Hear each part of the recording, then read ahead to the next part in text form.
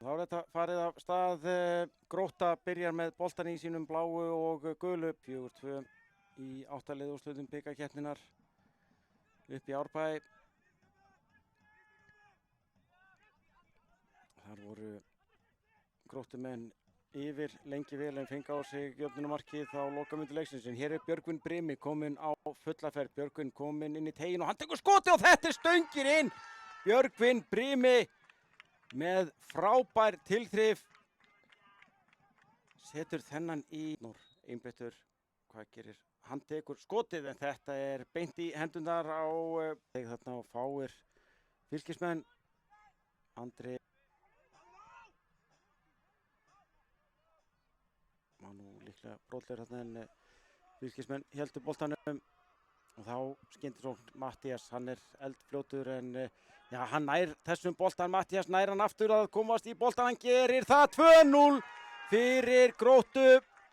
Þetta er virkilega vel gert hjá Matthíasi, komst inn í sendingu þarna og kláraði. Hvað gerir hann út á Kára? Kári mikið í boltanum með góða sendingu fyrir og hvað endar þetta? Þetta er ekki neitt, segir Elías og þeir liggja þarna 2 eftir í teiknum.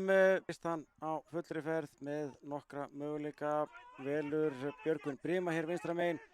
Björgvin í svipaðri stöðu og skoraði úr en núna gefur hann á Tristan. Tristan með skot og hörku markvarsla hjá Ólafi. Þetta var fín skyndisókn hjá sem fyrr Dagur sterkur þarna í hægri bakverðinum.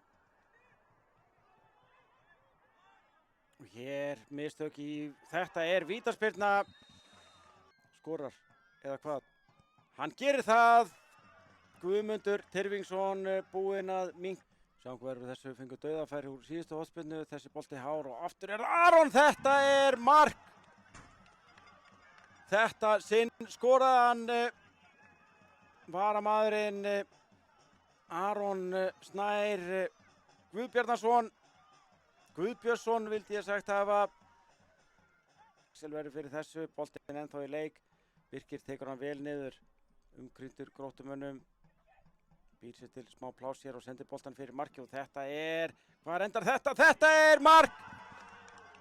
3-2, þetta er fljótt að gerast.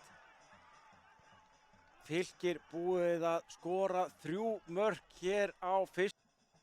Hér er Guðmundur að tefla tæpast af að en kemst upp með þetta og á síðan langa sendingu fram.